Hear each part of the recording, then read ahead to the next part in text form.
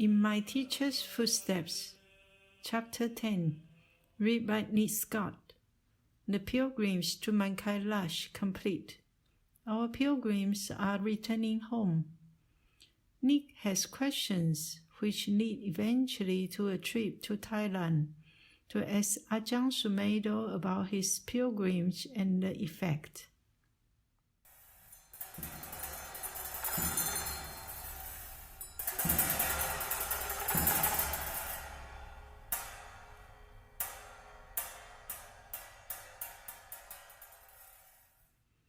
Chapter 10, Inquiring Within.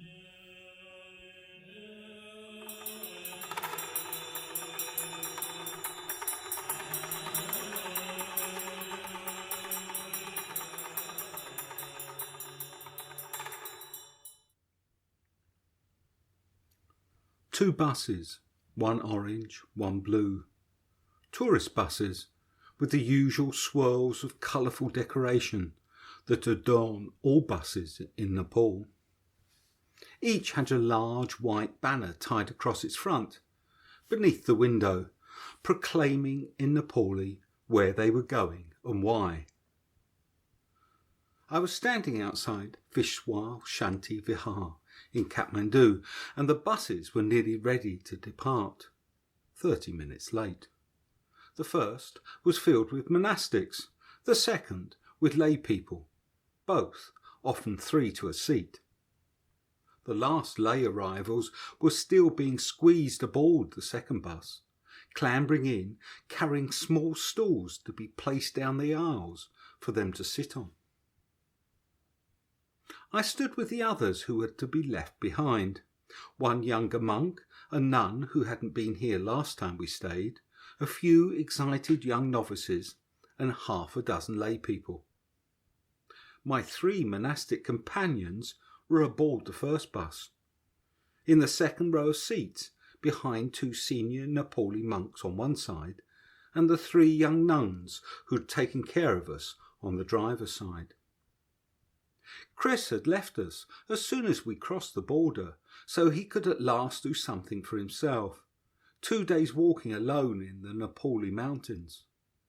And Rory had opted to stay in the tourist area of Tamil when we got back to Kathmandu, already planning the meal he'd have in a pizza restaurant. So this goodbye was going to be significant. Although the buses would be back from Trisuli the following afternoon, after the celebrations there, the 50th anniversary of something educational. By then I would be at the airport for my flight home. So I was about to wave goodbye to the last of my companions. We'd arrived in Kathmandu 2 days before, having been given a ride from the border in an old bus waiting there for Roger and his group of Slovakian women. The border had been a startling change of cultures. We'd driven down to it in our little minibus, descending the steep, narrow valley of the Sonkosi River from Nyalam on the edge of the Tibetan plateau, where we'd stayed the night in a Chinese hotel, with me lying awake again, this time listening to thumping music from the hotel's nightclub. Tibetan towns might be noisy, but the Chinese ensure they're orderly. The countryside is also regulated. The small villages and fields of young rye, which had appeared when we reached the river's upper reaches, had stopped precisely at the town's edge. No urban spread here. And no one at all was allowed between the town and the border. Instead, it was fabulous, pristine montane forest, dripping with climbers and flowering epiphytic plants. I'd have loved to spend the day walking down that road. Not that the Chinese would have let me.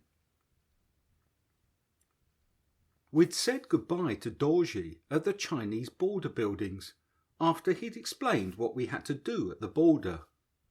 But there was no need really, as everything on the Chinese side was so regulated. Large notices with pictures indicating each stage. Tibetans and Nepalis and a scattering of Westerners stood patiently in long queues before each of these. At the customs desk, a Western couple were being interrogated about a map in their guidebook which had incorrect borders for China. We'd been warned that you must carry nothing showing either Tibet or Taiwan as a separate country. As we crossed to Nepal, the first half of the road bridge was crowded with Nepalese staggering along with vast loads strapped to their head, or coming back towards us to collect more. Men, women, some with babies, even grandmothers. But they were still being controlled by 2 Chinese policemen standing in the middle. Beyond them was a large scrum of people pressing to be allowed to pass, and beyond that, unstructured chaos. On the bridge's far side, there was no indication where immigration was. Down the street in a side building, Roger had warned us. Or customs, and no one checking we had stopped at either. There was just teeming crowds, noise, shops, and a long line of waiting lorries. We were in Nepal. Roger's bus felt so spacious after our little lesser vehicle, and the scenery so different. Every slope not too steep was terraced with paddy fields, and the near vertical slopes had no real forest, just rock with some scrub or a few trees hanging from places animals couldn't reach. We wound our way down the valley, gazing out at Nepal, as the valley slowly broadened out, allowing paddy fields by the river. Then the rattling bus climbed up and out of the river valley, passing more sophisticated buildings, and into the wide rolling Kathmandu valley. In Kathmandu city, Roger wanted to drop us a mile from the vihara to avoid bad traffic. Would we mind? Although it was raining, no one had a problem. My companions were happy to walk. And they did enjoy it, positively delighting at walking at a much lower altitude, bowling along in a line ahead of me on the roadside, full packs on their backs, and chatting happily, exclaiming at how easy it felt. All, that is, except me. I felt like the wet blanket at a party again.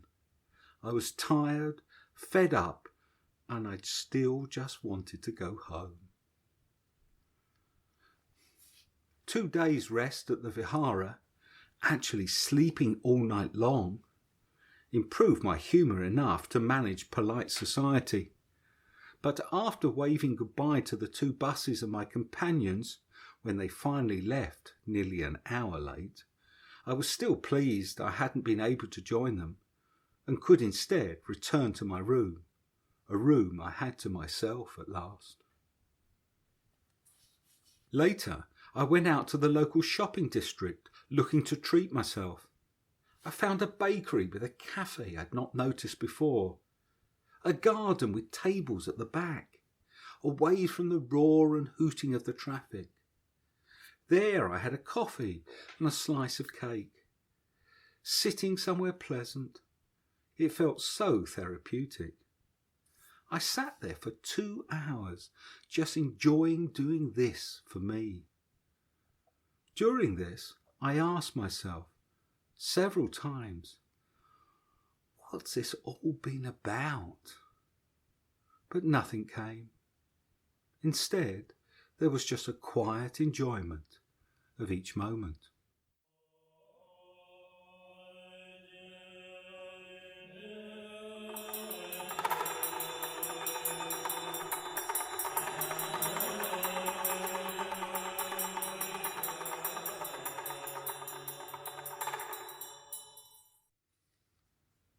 On the journey back from Kailash, I'd been asking myself the same question. It was my turn to sit in the front seat of the minibus. In the dull state I'd been in for this whole trip, I'd let everyone else have their turn first. Now, sitting there, watching the wide scenery pass by, driving east over a vast, dry, stony outwash plain that ran up to the Himalayas, I finally had enough vitality to appreciate it. And I kept asking myself, why? But there'd been no reply then either. There was simply the line of white peaks, crystal clear, set in a white blue sky. We drove beside them for much of 2 days, Rory naming Annapurna and Dhoolagiri, which were slightly higher than the rest. Roger later told us that it was the clearest view he'd ever had. At one point, we dropped into the valley of the river Tsangpo, which eventually becomes the mighty Brahmaputra in India. Here, it was just a small river with a Tibetan village, rye fields, and dry, stony valley sides. On one slope were the ruined remains of a large Buddhist monastery, with a few restored buildings. We'd been asked to stop at this monastery by a Tibetan monk who Ajahn Amaro had met at a European conference. The monk, now the teacher at a Tibetan centre in Italy, had asked if we might deliver money to his uncle. He'd sent me $200 American, which I'd been carrying for the whole pilgrimage. Even at the time of the Cultural Revolution, 86 monks had still lived in the accommodation blocks, which were now piles of rubble. There were just 5 here now, all in their 20s except for their teacher, the uncle. Plus a Tibetan plain-clothed policeman that Dorji quietly warned us about. The young monks took us to see the uncle, their teacher, who must have been in his 80s. They had to help him into the room and relay Dorji's questions in a loud voice. They also helped him receive the ceremonial Kartak scarf Ajahn Amaro offered. But the old monk was still a blessing to the valley, a peaceful presence. Haltingly, he told Dorji that he'd returned from Nepal in the 1980s for a visit to the ruined monastery he'd fled during the Cultural Revolution. He'd only come back to see his mother before she died, but the villagers had begged him to stay, and so he couldn't leave. His nephew, who'd recently become a monk in Nepal, sent Buddhist images and money to help rebuild the temple and a few other buildings. The same nephew, now based in Italy, had sent the $200. I presented that money formally. I wanted to honour that story. On my knees I bowed 3 times, and still on my knees I handed the envelope to the old monk, Rory taking a photo to send to Italy. Afterwards, outside, Rory also took a group photo of our monks standing with the young Tibetan ones. They had exclaimed with delight at the first meeting, Dorji told us, saying that our monks were like Shakyamuni Buddha. They were so kind around their teacher. But as I stood there, I couldn't help but reflect that he wasn't much longer for this world. And then what? I was overcome with sadness about what had been done to the Tibetans. I remembered Stephen telling us of his visit to the great Sierra monastery outside of Lhasa, where his teacher had come from. How he'd found lots of boys and a handful of old monks, and them asking him to teach them, which he'd found heartrending. And I was asking that question again. Why? What was it all about? That day, crossing a pass, we came upon undulating dunes of fine sand. Everyone wanted to stop at this mini Sahara. Dorji and the driver climbed the highest dune, looking like 2 desert explorers, to take pictures of each other on top. The others wandered about in the same playful state, but I could only think of how the dunes weren't natural. They'd been caused by overgrazing. That was something a semi-desert like Western Tibet was particularly susceptible to. Those dunes also made me reflect on how most of the habitat we'd been amidst was equally degraded by grazing. That was why it was just stony wasteland. Another story Stephen told us came to me, of looking for a monastery on their journey back to Kathmandu when he visited Tibet for a second time in 1997.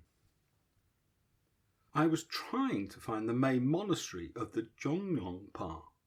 They used to be a big noise in central Tibet and were condemned by the Tsongkhapa as heretics.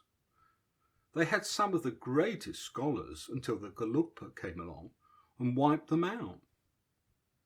Their main monastery apparently still existed, so I figured where it was on the map and we left the main road.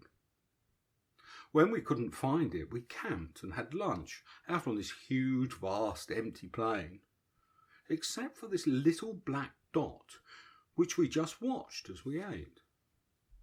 It came slowly towards us until we realised it was a shepherd, now surrounded by lots of other smaller dots.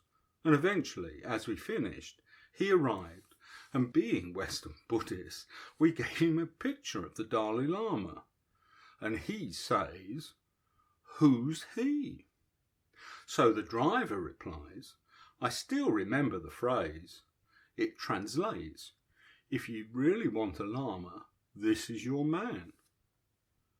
So then we asked him about his life and found that he and his family had been doing the same thing for centuries. Basically, get up in the morning, take your flock and set off round the mountain. The Chinese invasion, everything, hadn't affected him at all. Hardly knew about it. Most of Tibet must still be like that today. It was such grazing for centuries which had created the habitat of stony bare ground, with a few low thorny shrubs. Stephen also told me about the forests that had once lined the valleys in Tibet. The 14th century records of some of the great monasteries describe disputes with other monasteries over their ownership. That was their fuel and building timber. Eventually they must have cut them all down. The trees would have lined the sides of valleys like the bare one we'd just stopped in. The next day we stopped for our lunch by a lake. By then we were driving over the dry outwash plain again, on a wide dirt track that cut across to the road from Lhasa to Kathmandu. At the lake we followed the shore until we came to a small stream flowing between banks of short grass. I could see why Roger had recommended stopping here. It was the only pleasant place we'd passed on the entire journey. The rest of the journey was through scenery spectacular to look at, but desolate to stop amidst. Roger arrived soon after we'd unpacked, with his party of Slovakian women in another minibus. We had our picnics together, with the monks chanting a blessing, the distant white Himalayas in the background. It made a lovely scene. One that was completely ruined 10 minutes later when 4 coaches of Indian pilgrims stopped for their lunch. They were on their way to Kailash, they told us excitedly, as they swarmed over the grass, taking pictures of the mountains, the lake and us. That evening, when we arrived at Nyalam and another modern concrete Chinese hotel, I ignored both Dorje's warnings about what we could do there and the rest of the party's reluctance to join me, and I climbed slowly out of the town up to the alpine grasslands I'd spotted just above the road on the way in. My questioning had turned into a determination to do something for myself. The hillside was awash with flowers, delicate hanging fritillaries, dark blue gentians, tufts of edelweiss, and both yellow and pink primroses. The same sense of rebellion was also why I was so intolerant of a comment Chris made next morning when travelling down the valley through that pristine forest. Until then I'd managed to remain polite with my companions, despite what I'd been going through. But when Chris said something romantic and uplifting about the wildlife and the local people, I had to put him right. "That's complete rubbish, Chris. We're looking at some of the very last untouched forest in all the Himalayas, only left here because the Chinese are so paranoid about the border that they have banned people from entering it. Of course, I then regretted it. But in Kathmandu, the rebellion had passed, leaving again just the question of why. When I returned from the cafe, I got talking to a monk I'd not seen before. He was middle-aged and quite senior. He told me that he lived in a kuti, a one-room building for monks, around the back of the vihara, and that his name was Upananda with one P. He was a Brahmin by birth, not a Nawari Buddhist, and had become a Buddhist monk to practice meditation, which he'd done in various monasteries around Burma. In his gentle voice he explained how he now stayed here, continuing to practice and helping out in the vihara when needed, like now with the other monks off on the coach trip. But not all the time. There's too much activity here. He was not interested in all the study they did, he told me. When you understand, you don't need teacher, just need to do. Yes. You don't need technique, you just need to sit. Yes. Then this life, all this life, is for learning. Yes, Bhante, and it takes courage. And he gave me a little nod. I spent the remainder of that day on the flat roof with a tray of tea brought to me by the lone nun. The sun had just set, evening was gathering, and here and there house lights were coming on. There I became enfolded in a great sense of peace. The pilgrimage was over, my companions gone. I was going home the next day. It was done. From this peaceful perspective, it didn't matter what it had all been about. It was just this. The traffic passing on the main road nearby, the city in the half-light, the dark outline of the trees by the river, the cool air after the hot day. There is just this, and this is all there ever is. Looking back, I could see that I'd never looked forward to the pilgrimage. I'd always known it was going to be really, really hard. And it was. But it was simply something that had to be done. It arises, one bows to it, one accepts it, one simply does it. Beyond the suburb of houses opposite, planes were taking off into the night, their lights tracking up and away. This vihara had once been a small house with a monk and a few novices living by the river out of town on the quiet road to the airport. Now it was an institution in the midst of a noisy, polluted metropolis. Tibetan Buddhism was once just a few hermits living in caves. It grew into vast institutions which honoured them as saints. Then it was devastated by the Chinese. The planet's nature, the incredibly rich green mantle we humans grew up in, is steadily being degraded. Each subsequent generation now has to mourn as more of it steadily goes during their lifetime. Everything that arises passes away. If we can accept this is how it is, then there is one thing that doesn't change, and that's the perspective I felt enveloped in that night. The "this is how it is"ness. The planes taking off were flying west under a new moon.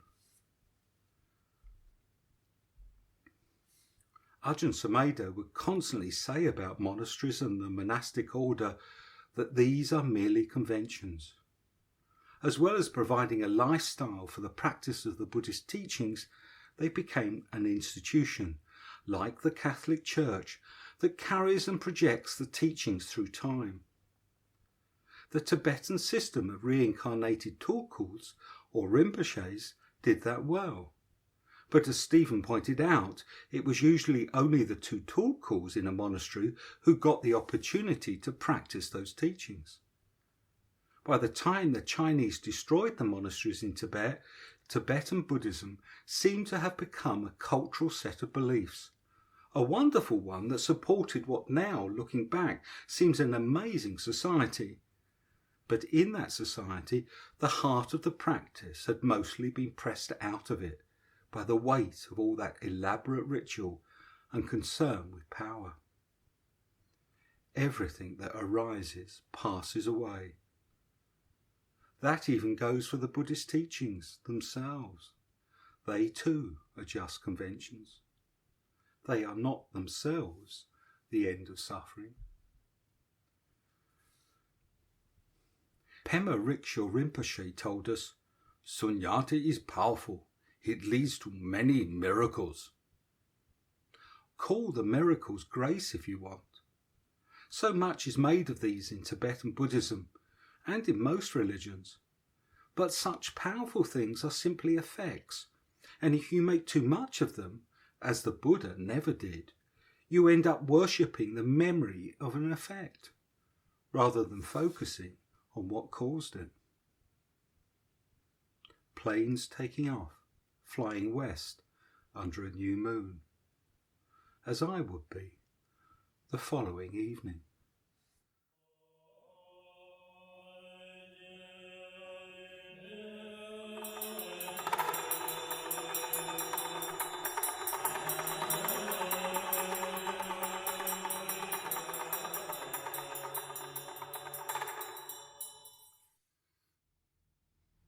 By the time I got home, battered by a long-haul flight to London, crammed into an economy seat, then travelling from there to the west of Ireland, the resolution and the resulting perspective I had on the Vihara's roof had completely gone.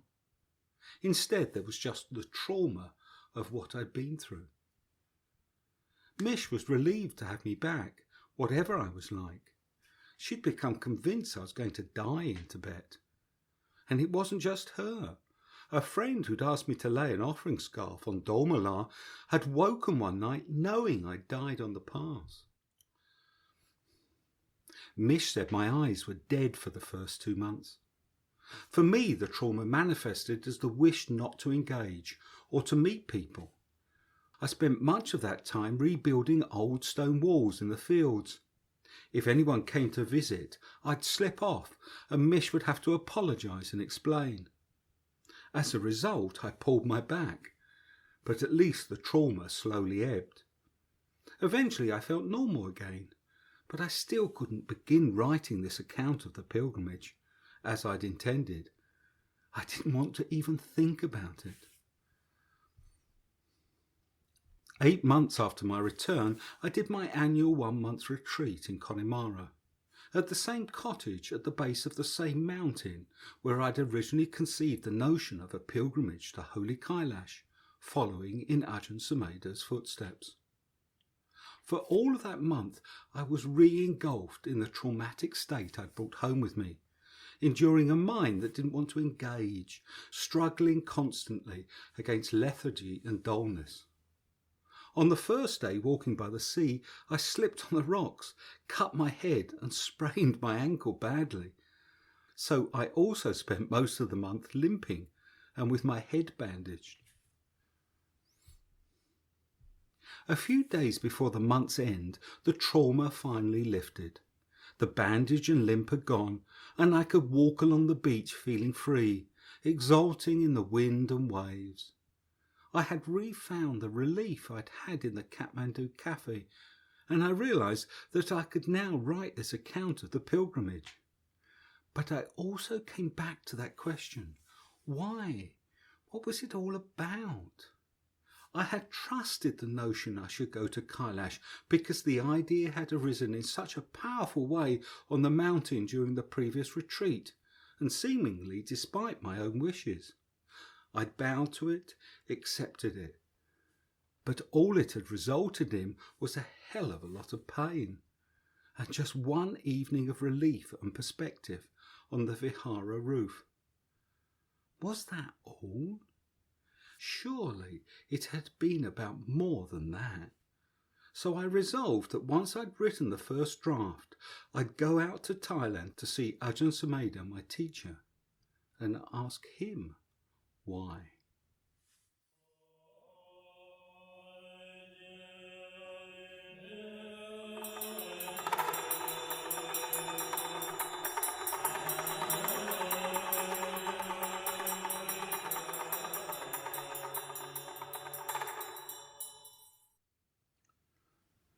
A year and a half later, I travelled to Wat Pa Ratanawan, where Ajahn Sumedho lived. It's a monastery I already knew well, because of the abbot, Ajahn Nyanadamo. The first time I'd seen it, it was just a small patch of forest on a corner of Khao Yai National Park. That was in 2007, on a trip I made to visit the western Ajahn Chah monasteries in Thailand. Ratanawan had been suggested to me as an afterthought. Ajahn Nyana's got some land at the back of the park. I think he's making a monastery, but it's only him and a couple of Thai monks. But it still counted as something Western in the Ajahn Chah tradition, so I stopped by at the end of my tour.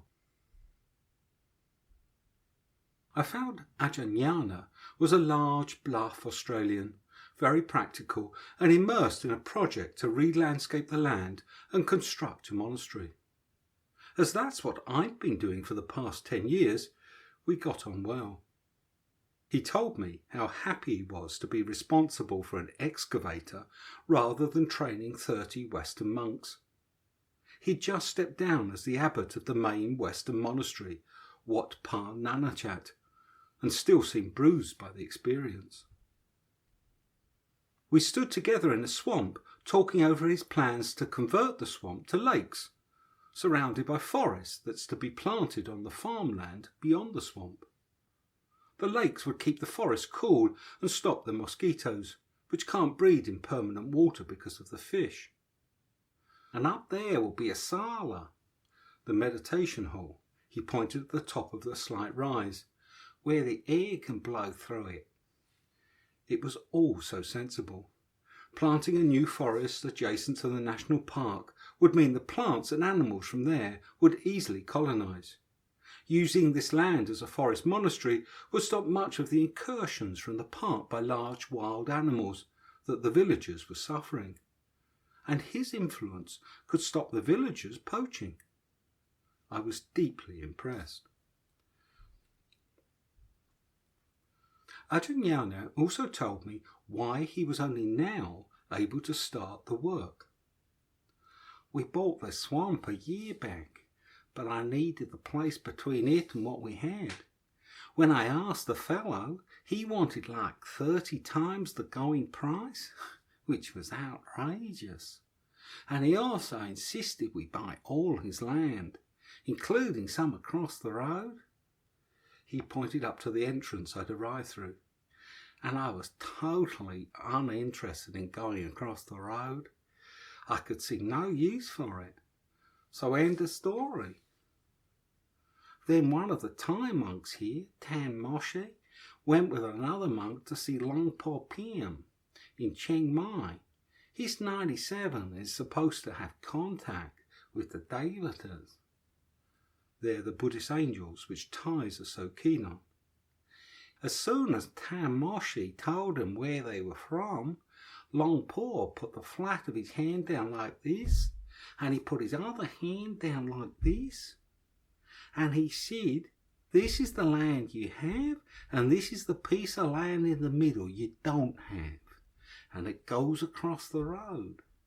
On the piece of land across the road there are 2 trees, one a really big straight tree, and the other is a bent tree under it. And in that tree there's a resident deity, and the abbot hasn't been to get his approval. If he goes to the deity, he doesn't need candles, incense and flowers. He just needs to go there, put his hands in Angeli and say if the resident deity would help to make this land a monastery, he will share the merit with the deity, and it will be of long-lasting benefit.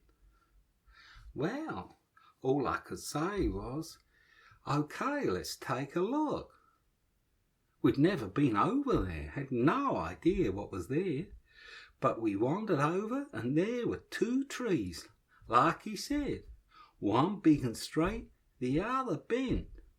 So then I had to go along with it, put aside my scepticism and ask for approval. Like he said, within a week the fella comes back. I hadn't seen him since the first time, a year ago, and he says he wants to sell the land at the going price. He told me his 87-year-old mother had said the Boston monks had lots of money, and he had to ask that price. But since then she's died, and he's been feeling sad about her actions, so he also wanted to donate the land over the road for the benefit of his mother. Now I've decided to build a women's section there. I came back to Wat Pah Ratchawan a year later, on a trip showing Mish the monasteries I'd stayed in. We found Ajahn Yana supervising a large bulldozer using a thelodolite to level the new land. Mish still refers to him today as earth-moving monk. Then, several years later, when it was announced that Ajahn Sumedho was to retire to Thailand, put down his various burdens and stay in a kuti built for him, location not to be disclosed, I knew where it must be. Where better than overlooking one of those lakes with the forest of Khao Yai National Park rising behind it? And who better to build it for him? Then the year before I went to Kailash, Mish and I stopped off to see Ajahn Sumedho there. Ajahn Yana told me then that Ajahn Sumedho had been for a visit 2 years before. He was absolutely battered with all the troubles happening at Amaravati then, and I thought I'd been in a bad state. I really felt how tired he was, and he says, I'd like to come back to Thailand one day. I think he was wandering in the forest, just the 2 of us, which got him to say it. He told me that he'd never envisaged going back to the West, that Ajahn Chah wanted him to go. Deep down, he'd like to come back before he died. It was very moving. So I thought, what would Ajahn Chah want me to do? So I said I'd build him a kuti with no expectation he had to use it. He just said thanks then, but the next day he said he'd seriously consider it, and literally the last nail was banged in 10 minutes before his car pulled up a year later.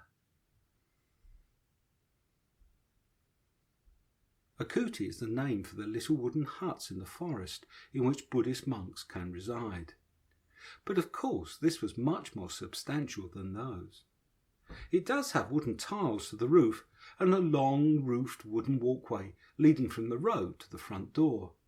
But actually it's a little 2-story house on a slope, so that from the track you enter the upper floor where Ajahn Sumedho lives.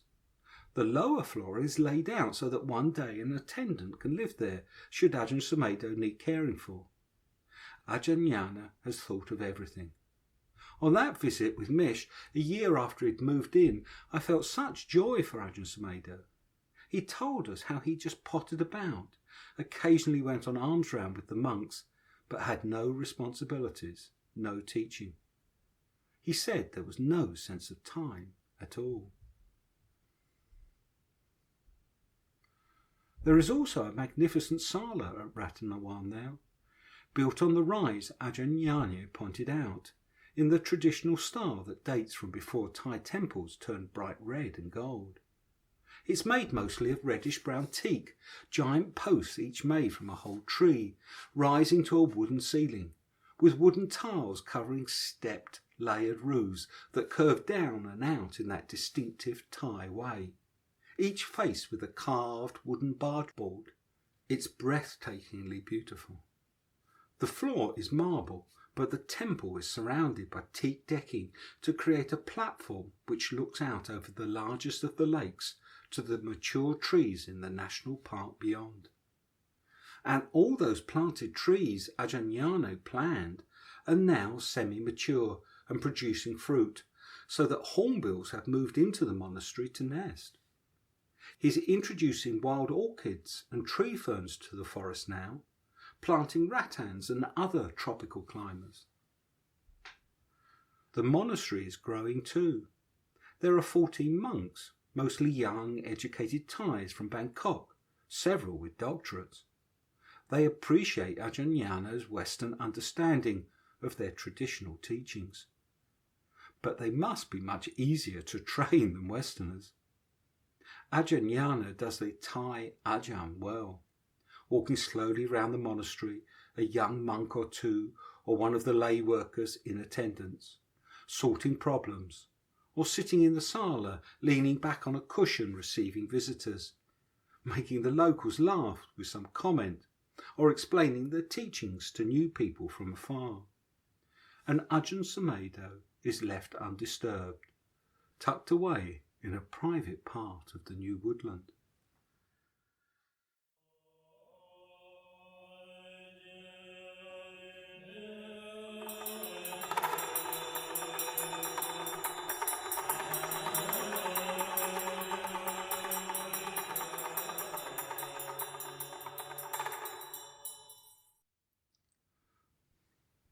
I arrived at Wat Pa Ratanawan during the last week of the rainy season.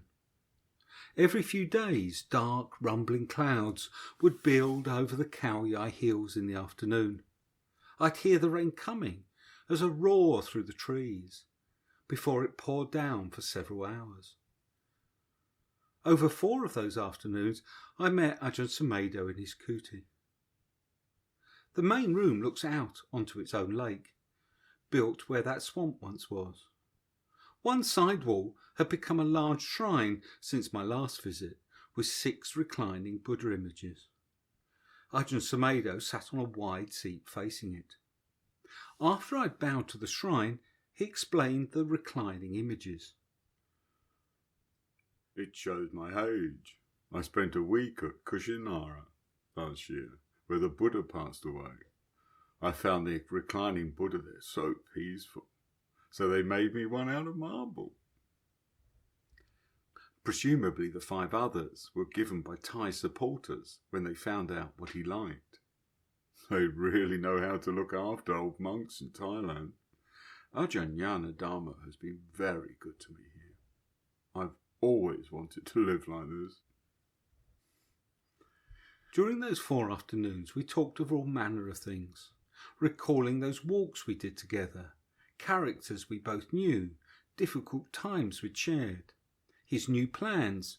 He'd recently decided to teach again and had agreed to lead a 10-day retreat in Brazil, and I gave him a slideshow on Mish's small laptop I'd brought with me. We looked at the photos from his 2 pilgrimages to Kailash, and those taken by Ajahn Amro and Rory of ours. There was enough time to ask all my questions. I recorded everything and then diligently transcribed it while staying at the monastery, sitting outside the small room they'd given me in a building in the forest. Ajahn Sumedho is referred now as Long Po, Venerable Father, the name Thais have for very senior monks. I started by asking him how his first Mount Kailash pilgrimage came to happen.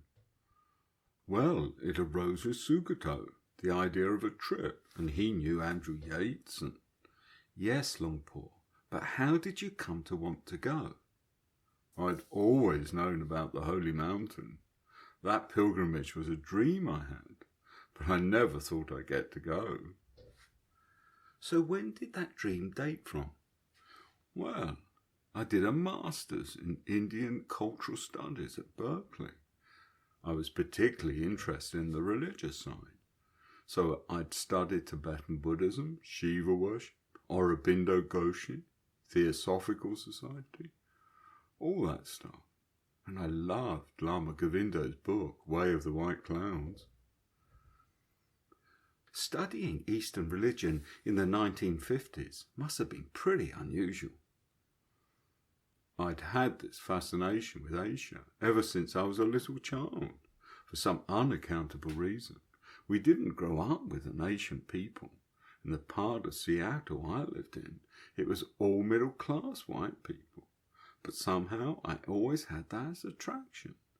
My first memory is of an old lady who used to take care of my sister and I when my mother was away. She had a calendar. I was very young then, 3, 4, and she had this beautiful calendar with Mount Fujiyama. She was American, but she collected curiosities. Later, if I went through Chinatown, or if I saw anything Chinese or Japanese. So then I did a degree in Chinese history at University of Washington in Seattle in 1951. We had Chinese professors who just escaped communism in China in 1949. So we had the best. There were very few places you could study that. So I was lucky to be born in Seattle. That's when I got to understand Buddhism. Then I knew this was what I was looking for. Before that, it was just general, anything China. The word China was the stimulating word. But then, when I discovered Buddhism, I was not interested in Chinese history and all the other stuff. Then I met Zen Buddhism in Japan when I was in the Navy. That was a year later. Wow, so long before you became a monk, you knew Kailash as the holy mountain for Hindus and Buddhists. Yes, Lord Shiva's up there. And he gave me one of his knowing smiles. I then told Ajahn Sumedho that Andrew Yates had, in fact, already met him. How after Andrew's first trip to Mount Kailash in the 1980s, he'd been so inspired he'd become a novice monk at Wat Pa Nanachat, the monastery for Westerners founded originally by Ajahn Sumedho. He didn't tell me that. He said he only met you the once when you were visiting from England, so you wouldn't recall him. But I suspect it's also because he was embarrassed he'd left. He said he couldn't cope with the heat. Andrew's a Devata. He likes heavenly realms, he said with a laugh. So he wouldn't be good at putting up with the unpleasant states of mind. But as we looked through the slides taken of their pilgrimage trip, showing the group walking up through Humla, Ajahn Sumedho really praised Andrew, saying what a good walk leader he'd been, always there to keep an eye on him, and on Anne, who was struggling. Not off to the front like Sukato, who just wanted to bliss out on the place. The other two themes of his comments, as we looked through those slides, were how pleasant and harmonious a group they all were, and how wonderful the trek had been. I was surprised just how much he enjoyed looking at them, and the memories they brought back for him. That hadn't occurred to me. I thought of my visit as an imposition. It can be like that when you're around your teacher. You can forget they're just the same as everyone else. It's really beautiful. Look at that. It was like going back centuries, Nick. I've no regrets. You know, it was worth going just for that trek through Humla. I really enjoyed it. Then, when we got to the final part, inside Tibet, I asked him to describe what he remembered had happened. Well, there were no guards at the border, so we thought that was a good sign. Then at the immigration office in the town, it seemed like we'd got through. But then they changed their mind. And how did that feel? I felt disappointed. We'd formed such a nice group. It felt like being taken away from a family. Everyone was crying. I think even some of the Chinese guards were crying. So all those emotions I felt. But what could you do? You don't argue with men with guns. Sugato and I were escorted back by guards with rifles on an army vehicle. They took us to the Nepal border and dumped us there. We had to walk across the bridge with our gear and camp on the other side of the river. There were no houses there then, no tea shops, as on our trip. The next morning, all the Sherpas had was a packet of cornflakes for the 4 of us. So how much cornflakes did you get? A bowl. It was like the old Weetabix commercials. Ajahn Sumedho, weak and exhausted, is given a bowl of cornflakes and climbs the mountain. And he roared with laughter. Then he told me, as Anne already had, that he'd taken a personal vow to ask for nothing on the pilgrimage, but had then told Andrew that he'd prefer not to have cornflakes and hot milk for breakfast. And he now felt this final difficulty was a karmic result of breaking his vow. It was a very hard climb. That's the climb back the others did in the snow. It is far longer and steeper than any single climb coming the other way. Getting near the top, I was exhausted, nothing left. And there was this Tibetan woman and her son, refugees. She was making Tibetan tea with yak's butter and salt, and she wanted to give me some. That's what got me to the top. They camped on the far side of the pass, and the Sherpas found food from a village for their next day. From there, they walked down the valley to Yalbang Monastery. The head Lama had invited us to stay, but then, as we approached, there was this donut-shaped cloud, huge, that seemed really ominous to both Sukato and I. We had this dark, gloomy feeling. Then it started to rain. It seemed as if it was waiting for us to get to the monastery. Once we were there, it really poured. It's not supposed to rain at that time of year, and it must never rain like that, because after a few days the roof started to cave in. But the head Lama gave us a room above the new temple, which had a tin roof. The old buildings there had flat mud roofs. He also invited us to sleep with him in his house, which was very nice, but after the first day, even his roof started to leak and cave in. So the rest of the monastery was a disaster. The new toilets, the accommodation, all the roofs collapsing, except the new temple. Sugato and I were in a room meditating and looking out at the rain. You couldn't be more thankful for a tin roof in your life. The head Lama was the one who asked me about Monica Lewinsky. He laughed. That was a real shock. I thought they were completely cut off from the world. But he was incredibly good to us, really looked out for us. He was an important figure there. No one wants to live in Humla. A Nepalese doctor told me, Humla, that's the posting we all didn't want. That head Lama could have been down in Kathmandu with Westerners making a fuss of him. By the time our party got there, not only had Pema Rickshaw Rinpoche put tin roofs on all the other buildings, but he'd built a large school and clinic too. The day Andrew came back, we guessed they were coming because the sun came out. We thought they'd had a wonderful time while we'd been stuck there in the rain, but then they told us the mule had died and the cook nearly died, and Andrew said, I'm so pleased you weren't with us, Ajahn, because you could have died. So now I thank the communist Chinese for looking after me.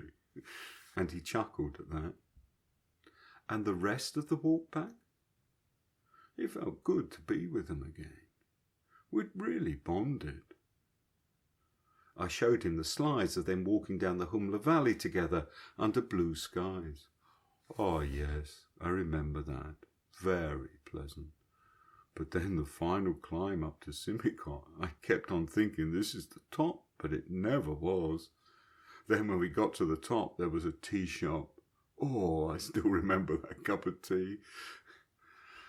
Lumpur, what about these strange coincidences that happen? Like you and the cornflakes, or Ajahn Amaro and his connection with the Nyingma. When the Buddha said there is much I know and do not teach, is this the kind of thing he was referring to? Yes, the rational mind is very limited, you know. When you try to think with logic and reason, that's where faith takes over. Then you can open up to the unknown. A lot of life is just not rational or reasonable. But it is the way it is. That's what I've had to deal with as a scientist, I told him. Opening up to the fact I can't understand everything. It's actually really helped me, because if I can't explain these odd coincidences, well, really I can't explain any of it, and I have to give up. Like the balloon ride for your 60th birthday. Do you recall that? Oh, do I ever? I had the idea you'd like a balloon ride and suggested it to the Harnham Monastery Trust. But I was asked, how did I know you'd like it? So the Trust got you a garden bench. Sam Ford, he then said he'd share the cost with me. But then we checked it out and it was way too expensive for the two of us. That's because the flight had to start at Chithurst when you came down for a meeting, as it was all so busy then. So we would have to hire a whole balloon, not just one place in a regular trip. So we gave up. Then, a week later, I was sitting in the Chithurst shrine room, the old one, gazing up at the golden Buddha in the evening meditation, something I used to do then. And there was this noise. Psh! Psh! I knew it was a hot air balloon coming over the house. Then it filled the bay window behind the Buddha until it was just the golden Buddha and this colourful balloon behind him. I realised it must be landing in the monastery's field, and all the hairs on the back of my neck went up. I got up in the middle of the evening sitting. I felt like some kind of zombie. I was in such shock. I went out there and I helped them pack it up. Then I said to this little chap, still feeling weirdly disconnected, "It's our teacher's 60th birthday and I want to get him a balloon ride. Could you do it?" And he said he'd love to. So I asked how much. "Oh, it would be free. I landed here last year and the monk showed me around." "Why, that's a good one," he laughed. "And there was Ajahn Nanak and Ajahn Pasano?" "Yes, all those visiting senior monks and abbots who were there for that big meeting. That's why I wasn't going to go myself. Senior monks have been coming up all week and asking me, 'Nick, how many can the balloon take?' So I knew they all wanted to go. But then I was reprimanded by another monk who did not want to go for being irresponsible. If the balloon crashed, they'd all be killed and he'd be left in charge. So I thought, if that happened, I'd better die with you all." Ajahn Sumedho laughed a lot at this. Then he recalled, "It was a wonderful ride. We flew over Petersfield, all those people looking up and waving. And high enough to see the sea," I added. "Then low and skimming just above the woodland. I saw a sparrowhawk hunting through the trees. And we landed in a little tree." Then, on the way back in the balloon man's van, Ajahn Pasano said to you, "That was a nice birthday present, Longpo." And you replied, "Yes, I've always wanted to ride in a hot air balloon." "I had. You'd see them flying in England. Magical. It was like a child seeing the film Wizard of Oz." But no one told me, Longpo. I just knew. And it's experiences like that which have helped me to trust and let go. But it also seems to me that the Buddha was avoiding something by not mentioning this kind of thing in his teachings. "Yes, like if I said it was the Devata in the balloon," and Ajahn laughed, "or who arranged the cornflakes. That's what they say in Thailand.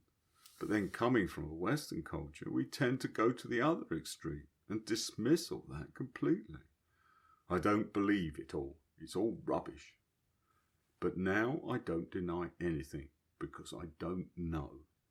If you try to explain it, higher energies, devatas, or what the Tibetan Buddhists say, you make too much of it.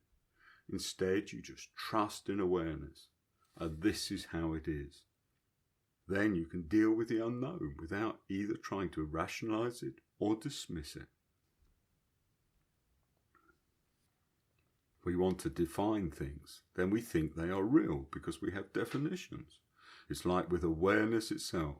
You can think, how is it? And you want to define it. But how can you define this moment? You can't fit it into any definition. You just have to trust in the moment and that all conditions arise and cease. That's all you can know for sure. With Tibetan Buddhism, you're up against belief all the time, he explained. There is so much structure there and tradition. Theravada has kept it pretty simple. They have their own politics, but you don't have any of that complicated relations like tulkus, reincarnated lamas and such like. Some people do talk about previous lives and such, but it's not part of the Theravada teaching. Then the Thai forest tradition is really basic, cut back to the Four Noble Truths, suffering and the end of suffering. That's what made it so attractive to me. I didn't need to become more complicated. I was already a neurotic and complicated personality. I wanted to know how to get out of this sticky web of my own thoughts and fears.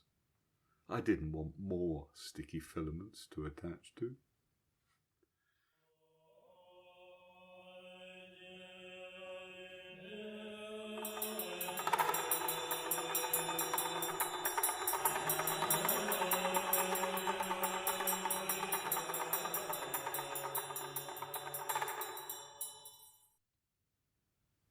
The next afternoon, I returned to the same room.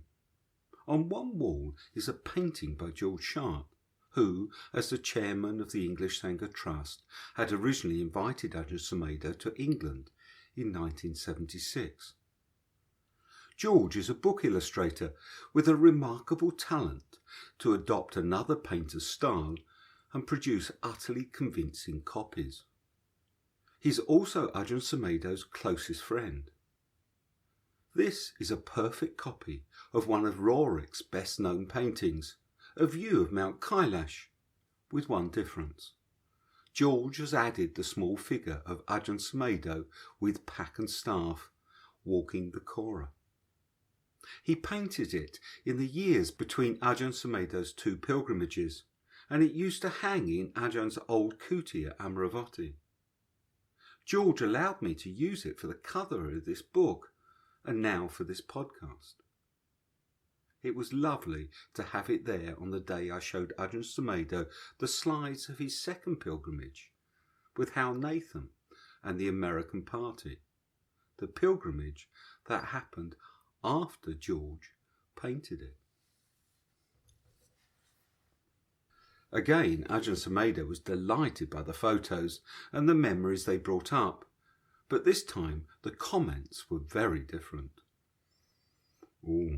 For the first trip, I was running up and down hills in Ashridge Forest to get fit, climb those mountains in Ireland through peat bogs with you, and the way Andrew took us, walking up through Humla. That way I was used to the altitude. But he made no preparation for the second pilgrimage, and the party drove from Kathmandu straight up to Nilam, only just inside Tibet, but still at 4,000 metres, where they stayed 2 nights and did a short hike. You look really pooped in that photo after the hike, Longport. I was. And on the Kora. Were you at the back? Yes.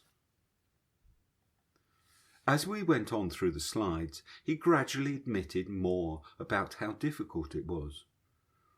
It was embarrassing. Then Parnasara was unfit, but he was younger. And Beverly, she was my kind of age, but she was fit. She had all the hiking clothes. And I was always at the back, Just so many steps, then have to stop, and all these Tibetans zooming past, these little old ladies and whatnot. And he laughed at the humiliation of it all. And the food was dreadful. It was inedible. It wasn't even Tibetan food. It was just tasteless. And you lose your appetite when you're up high. Stale bread and cold boiled potato. I couldn't really eat it. And panasaro. Yes, when Ajahn Panasaro mentioned the pink plastic sandwich bags to me, the look of horror on his face. He had a worse time than me. He's Thai. He's never done anything like that in his life. He told me he used to ask himself why I'd asked him to do it. For me, this was a dream I'd had. But for Panasaro, he just went because I asked him. But along with the difficulty, the other recurring theme was the effect of all the Tibetan devotion. It was the year of the water horse, so there were thousands of Tibetans from all over Tibet and China. With that many devotional Tibetans, you can't help but be inspired. That's what gave me the energy, such a high feeling. We were carried on it. The ones doing the full bows, they looked blissful, happier than the rest of us. They had these leather aprons on, wooden gloves. It was very impressive. When I showed him the slide of him climbing the Dolmalar Pass, ashen-faced, his response was, "Oh dear." In the next slide, he was being helped. Oh, I was so grateful. These two young Tibetan men came and took my pack. They had shaved heads but lay clothes. They couldn't speak English, so they indicated they were monks like me, but in disguise. They offered to carry my pack. Then they helped me all the way to the top. The slides of him climbing amidst hundreds of Tibetans affected Ajahn Sumedho the most of any we looked at. Oh, it was so uplifting. All that devotion. So when you were going down the other side with Hal, you weren't likely to die as he feared. You were just utterly exhausted. Yes, really exhausted. But each time I stopped, the mind became bright. I could enjoy the mountain. Next day, though, I was too tired. I couldn't do any more, so I took the bus. That would be one of the Chinese blue buses I saw the Indians boarding. The rest of them walked all the way to Darshan. And Panasaro? Oh, he joined me. He was really glad it was over. But I think Longpo, he's proud of it now. When he spoke, he produced that photo of him standing alone with the Tibetan plain beyond him and waited for the effect on me. No, now he looks back. It was a powerful experience for him. And for a Thai, that's a very impressive photograph. And are you pleased you did it? Yes, very pleased. I fulfilled a dream, and so there's no regrets. I don't mind hardship. I can deal with it. I was not expecting it to be easy. It was a challenge. So I'm very grateful both to Andrew and to Hal. They made it possible. But I've never wanted to go again. I then told Ajahn Sumedho about my own crossing of the Dolmalar Pass, the resulting trauma from nearly dying, how I'd had no great release like the others at Lake Manasarovar, but simply yearned to go home, and once home, how I'd needed to hide from people for 2 months. How the retreat I did next winter was just about processing that trauma. Then I told him about the surprise of the following retreat, a year later, before this trip to Thailand. I was still digesting the result. I'd spent much of that retreat sitting in the same seat, by a window overlooking the small back garden. It was somewhere on previous retreats I might just spend an hour sitting after the meal. My mind was completely spacious and empty most of the time, with a slight sense sometimes that I should be getting down to practice, which I would resist engaging with, and at other times a slight sense that this should be boring. Mostly nothing happened in the small garden, an oblong of lawn surrounded with local shrubs and trees, winter bare. Small birds might occasionally flit about, and there was a wild hare, the Irish subspecies, with a touch of white to its rear. Some days it would hop into the garden from the rough mountain vegetation beyond, to graze on the short grass. It could be there for hours, gently grazing, hopping forward to fresh grass to graze again, while I quietly watched it. Nothing seemed exceptional at the time, but afterwards I kept reflecting on this profound change to the way I did meditation. I asked Ajahn Sumedho if this was the result of the pilgrimage. Perhaps some of my drive had been worn away by the experience.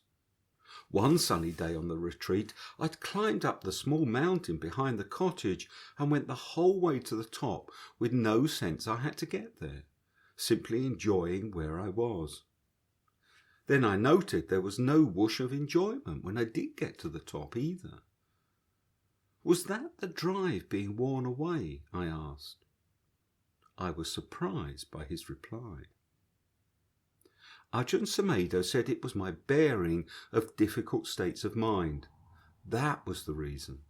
Staying with the difficulty as I climbed Dolmala, staying with the trauma when I got down and home, doing a whole month retreat patiently observing the discomfort of not wanting to be present. After staying without reacting with all those difficult mind states, the mind could also not react when the pleasant was there. If you trust awareness with the most unpleasant states of mind, that's really good practice. Passionate states are more interesting. Anger, lust, but restlessness, boredom, lethargy, they are much harder to attend to. Then through the process of using them, you know the result. You realize that you don't have any objects. It was like a gift, Longpo, the whole of that month retreat. Yes, it's so simple that you realize why it's so difficult to understand. It's just being awake, rather than defining it or trying to be someone who is awake. Just consciousness here and now. But we're so complicated, so brain-orientated. We want to define, understand, figure it out, do it. So we are still connected to time, to reality, to what we think we are. All that has to drop away by the wayside. There is consciousness, and it is here and now. That's all. And then he added, the BBC have these programs on consciousness. Psychologists and experts discuss it, but none of them have a clue really, and it's so simple. I saw that at Amaravati years ago when I was trying to figure out consciousness. I wondered, what does the Pali dictionary say about consciousness? I thought I'd better find out, and I was on my way over to the library when suddenly I realised I don't need to know what the Pali dictionary says about consciousness. I'm conscious. It's as simple as that. It doesn't matter what the dictionaries say, or Freud, or Jung, or anyone else. It was then that I finally asked him the question that had originally brought me there. So what's the point of pilgrimage, Longpo? You have to really strive to do something that's not easy, that's not like staying in a 5-star hotel. You're having to endure things you wouldn't normally have to endure in ordinary life. And you're going to holy places, or sacred mountains, or whatever. Something inspiring. Then inspired, you have to put forward the effort. When you have a drive through Mount Kailash experience, when you can go round in an oxygen bubble, it won't be the same, will it? That's already starting to happen with the Indians on the ponies and those oxygen bottles the guides have. Sure, it's going to happen. And at McDonald's and everything. It all changes. But I still didn't have my answer, so I tried again. And the effect on the mind? What is the reason for pilgrimage there? He was silent for a bit, and then he said, It's just something we can do with life. Better than sitting watching TV all day long. It's an opportunity to see through the unconscious driven quality. We are living, so we do something. With pilgrimage, we are going somewhere where everyone else is doing something spiritual. Like with Bodh Gaya. When I went there last year, it was crowded. In the temples, there were Japanese, Chinese, Bhutanese, Indians, and all the Theravadins, Sri Lankans, Burmese, Thais, all chanting Pali but in different styles, and it was cheek by jowl. But I didn't feel confused or annoyed by it, because everyone was there for the same reason. I felt the same way round Mount Kailash with all those Tibetans. It was so inspiring. The devotion and the sense of faith, the power it gives them, and the joy they have in going round the mountain. It infects you. You don't get that in a shopping mall in Bangkok. That's a totally different feeling. And he laughed. And that supportive atmosphere also helps you to be reflective, doesn't it? It's much harder to be reflective in a Bangkok shopping mall, he agreed, but then added, pilgrimage is a really good situation for looking at real difficulty and simply staying with it. Like you did. You had to go beyond what you thought you could do. That leads to confidence and trust that your perceived limits and what you think you are not necessarily real. How we create ourselves is just based on memories of the past and the ego. But we can realize we can go beyond that. We have to depend more on Dharma than just personal feelings or comforts.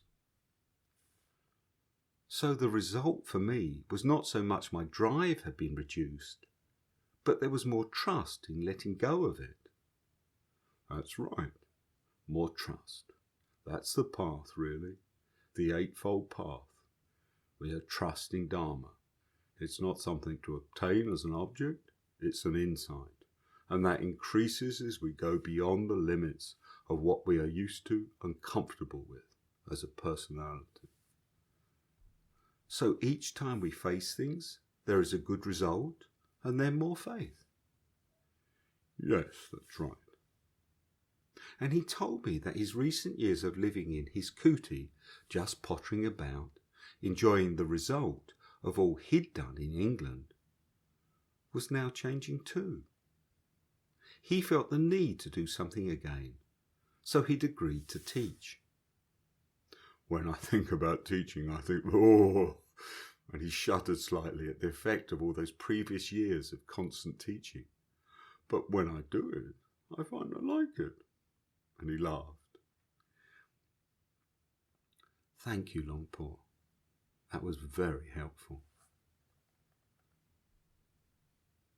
But there's something else which I have to finish this account with. I'd asked him earlier where their pilgrimage ended, in Kathmandu. Was it in Kopan Monastery again? Yes, with the Lama there. He was very sweet. He would hold my hand when we were walking along. But there are 2 photos of you at Viswar Shanti Vihar, where we stayed. Sugato and I stayed there after Andrew flew home. It's Theravada, and I knew the abbot, Venerable Yanaparnika. He was with Dr. Rawata Dharma in Birmingham. And the nun, Sister Chinny, she stayed at Amravati. She's a character. And it's right near the airport. Then he added, "You know, there was one last irony. Just as we were getting into the car for the airport, a Nepalese woman I'd never seen before presents me with a package, gift wrapped. I take it, open it up, and it's cornflakes. A packet of cornflakes. And nothing could be funnier." He roared with laughter, then exclaimed, "Nick, there's a jokester up there."